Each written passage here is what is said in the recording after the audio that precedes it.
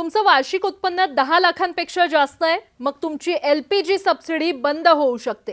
गेल्या काही दिवसांपासून देशभरातील लाखो एलपीजी ग्राहकांच्या मोबाईलवर असा मेसेज धडकतोय आणि त्यामुळे अनेक घरांमध्ये गोंधळ आणि भीतीचं वातावरण निर्माण झालंय। सरकारने नवीन नियम आणला का? आता गॅस सिलेंडरवर सबसिडी मिळणार नाही का? मध्यमवर्गीयांचं काय होणार? असे अनेक प्रश्न लोक विचारताना दिसतायत। पण थांबा, कारण या मेसेज मागचं वास्तव काहीसं वेगळं आहे। सर्वात महत्त्वाचं म्हणजे सरकारकडून कोणताही नवीन एलपीजी सबसिडी नियम लागू करण्यात आलेला नाही।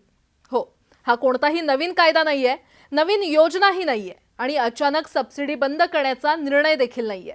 हा मेसेज म्हणजे फक्त आधीपासून अस्तित्वात असलेल्या धोरणाची आठवण करून देणारा अलर्ट आहे। काही वर्षांपूर्वी केंद्र सरकारनं गिव्ह इट अप नावाचं अभियान सुरू केलं होतं। या मोहिमेचा उद्देश काय होता? तर जे आर्थिकदृष्ट्या सक्षम आहेत, ज्यांचं उत्पन्न चांगलं आहे, त्यांनी स्वतःहून एलपीजी सबसिडी सोडावी, जेणेकरून सरकारची मदत खऱ्या गरजू आणि गरीब कुटुंबांपर्यंत पोहोचू शकेल। आता सध्या जो 10 लाख उत्पन्नाचा उल्लेख असलेला मेसेज व्हायरल होतोय, तो याच धोरणाशी संबंधित आहे। म्हणजेच हा काही नवीन नियम नाहीये, तर पात्रता तपासण्यासाठी वापरला जाणारा जुना निकष आहे।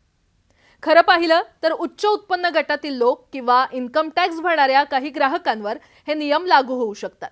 तसंच ज्यांनी आधीच स्वतःहून सबसिडी सोडलेली आहे त्यांनाही असे मेसेज जाऊ शकतात।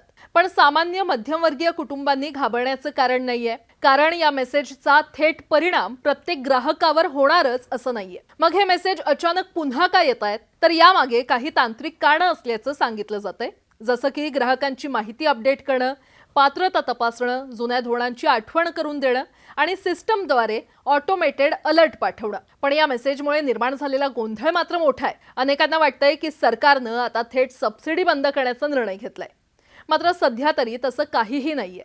अंतिम सत्य एकच आहे, कोणताही नवीन एलपीजी सबसिडी नियम लागू झालेला नाहीये। हा फक्त माहिती देणारा आणि पात्रतेची आठवण करून देणारा मेसेज आहे। म्हणून अफवांवर विश्वास ठेवू नका आणि घाबरून जाण्याचीही गरज मुळातच नाहीये। तुमच्या मोबाईलवर देखील असाच मेसेज आलाय का? आणि सरकारची ही गिव्ह इट अप योजना तुम्हाला योग्य वाटते का? तुमचं मत कमेंट करून नक्की सांगा।